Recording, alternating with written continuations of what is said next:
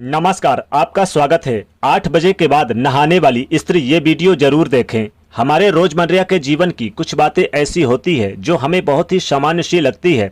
हम उन बातों का एक रूटीन समझकर वह करते ही जाते हैं, लेकिन उनके पीछे का शास्त्र सम्मत समझने की कोशिश भी नहीं करते हैं।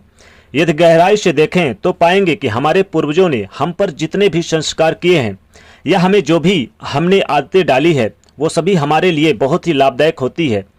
नहाना भी हमारे लिए रोजमर्रा का एक बहुत ही जरूरी काम होता है और नहाने से हमारे शरीर को होने वाले फायदों से हम सभी वाकिफ हैं। शास्त्रों के अनुसार नहाना एक महत्वपूर्ण और उत्तम कार्य होता है, लेकिन क्या आपको पता है कि नहाने का एक सही समय और सही तरीका होता है? हम अक्सर अपनी इच्छा और सुविधा के अनुसार दिन में कभी भी किसी भी समय नहा लेते हैं, लेकिन हमारी ये आदत बहुत गलत होती है। इससे फायदे कम और नुकसान ज़्यादा होते हैं। हमारे महान शास्त्रों में से एक गरुड़ पुराण में हमारे जीवन की प्रत्येक छोटी बड़ी बात का उल्लेख किया जाता है और जीवन मृत्यु तथा स्वर्ग नरक के साथ ही धर्म, व्यवहारिक ज्ञान, संस्कार, आचरण, व्यवहार इत्यादि के विषय में बहुत ही कुछ बताया गया है। आज हम जानेंगे गरुड़ पुराण के अनुसार नहाने के लिए कौन सा समय उत्तम होता है, स्नान कितने प्रकार के होते हैं और उनकी क्या लाभ और क्या हानियां हैं। अगर अभी तक चैनल को सब्सक्राइब नहीं किया तो इसे सब्सक्राइब कर लें, साथ ही वीडियो को लाइक करना ना भूलें। सबसे पहले हम जानते हैं स्नान के कितने प्रकार हैं। शास्त्रों के अनुसार ब्रह्म स्नान, देव स्नान, ऋषि स्नान, मानव स्नान और दानव स्नान ये स्नान के मुख्य विषय होते हैं। इन्हीं समय के अनुसार वर्गीकृत किया जाता है। गरुड़ पुराण के अनुसार ब्रह्म मुहूर्त में किए जाने वाले स्नान सर्वश्रेष्ठ माना गया है। ब्रह्म मुहूर्त यानी कि रात्रि का अंतिम पहर और सूर्यदेव से ठीक देर यानी कि 2 घंटे पहले का समय यानी कि सुबह 4 से 5 बजे के बीच का समय, शास्त्रों में यह समय ब्रह्म मुहूर्त कहलाता है और यह समय सर्वश्रेष्ठ माना जाता है क्योंकि इस समय के वातावरण में अद्भुत और चमत्कारिक ऊर्जा व्याप्त होती है, क्योंकि यह समय देवताओं का समय होता है। इस तरह देवताओं का स्मरण करते हुए ब्रह्म मुहूर्त में किए जाने वाले ब्रह्म स्नान सर्वश्रेष्ठ स्नान कहा गया है। इस समय स्नान करने से और स्नान के तुरंत बाद सूर्य देवता को अर्घ्य देने से हमारे जीवन में सुख, समृद्धि और शांति आती है तथा भगवान श्री कृष्ण के कथना अनुसार उस व्यक्ति के जीवन में कभी भी गरीबी नहीं आती। माता लक्ष्मी जी सदैव उस घर में वास करती हैं। दिन भर हमारा थका हुआ मन सकारात्मक ऊर्जा से भर जाता है।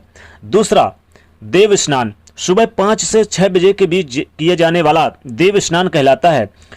सभी पवित्र नदियों का स्मरण करते हुए किए जाने वाले स्नान को और भगवान श्री कृष्ण का स्मरण करते हुए अगर आप स्नान करें इस समय तो श्रेष्ठ स्नान माना गया है। इसमें स्नान करने से हमारे शरीर में सकारात्मक ऊर्जा का संचार होता है और सभी प्रकार के नकारात्मकता और बुराई हमारे शरीर से बाहर निकलती है। इसी तरह देव स्नान के समय स्नान करने से तन के साथ साथ हमारा मन भी शुद्ध होता है और माता लक्ष्मी और भगवान श्री कृष्ण का वास उस घर में सदैव बना रहता है। तीसरी बात, सुबह सुबह आकाश में तारे नजर आते हैं, उस समय किए गए स्नान को ऋषि स्नान कहते हैं। यह भी श्रेष्ठ स्नान माना जाता है। इसमें स्नान करने से हमें मानसिक शांति मिलती है। चौथा स्नान 4 से 8 बजे के बीच में किए जाने वाला स्नान मानव स्नान कहा जाता है। यह स्नान सूर्योदय के समय या सूर्यदेव के ठीक बाद में किया जाता है। इसी समय स्नान करना भी अच्छा माना जाता है। शरीर में दिन भर सकारात्मक ऊर्जा व्याप्त रहती है और हमें किसी भी कार्य को करने के लिए उत्साहित करती है।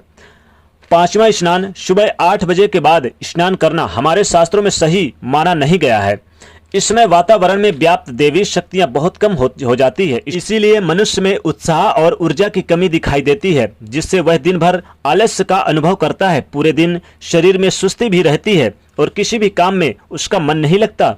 इसलिए सुबह 8 बजे के बाद कभी भी स्नान नहीं करना चाहिए। जो महिलाएं, जो स्त्रियां 8 बजे के बाद स्नान करती हैं, उनके जीवन में सदैव दुर्भाग्य बना रहता है और घर से सुख समृद्धि चली जाती है। इसलिए स्त्रियां खासकर 8 बजे के बाद जो नहाती हैं उन्हें यह वीडियो ध्यान से सुन लेना चाहिए। छठा स्नान दानव स्नान, दोपहर 12 बजे के बाद किए जाने वाला स्नान को दानव स्नान कहते हैं। सूर्यदेव के वक्त समय बाद भी जो लोग स्नान नहीं करते उनके मन में दिन भर क्रोध, द्वेष, नकारात्मकता, कमजोरी, ईर्ष्या और चिड़चिड़ापन बना रहता है, जिससे इनके काम में मुश्किलें आ जाती है। इसलिए गरुड़ पुराण में भगवान श्री कृष्ण के कथना अनुसार हमें प्रतिदिन ब्रह्म मुहूर्त, देव स्नान, ऋषि स्नान, मनुष्य स्नान करने की सलाह दी गई है।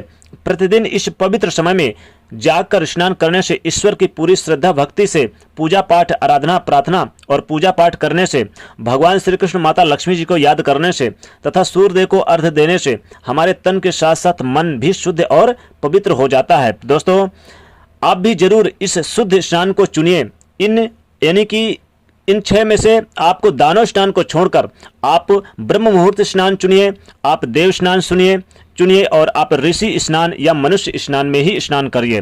बाकी के स्नान बिल्कुल भी मत करिए। दोस्तों, वीडियो को लाइक शेयर अवश्य करिए, चैनल को सब्सक्राइब करिए। जय महालक्ष्मी।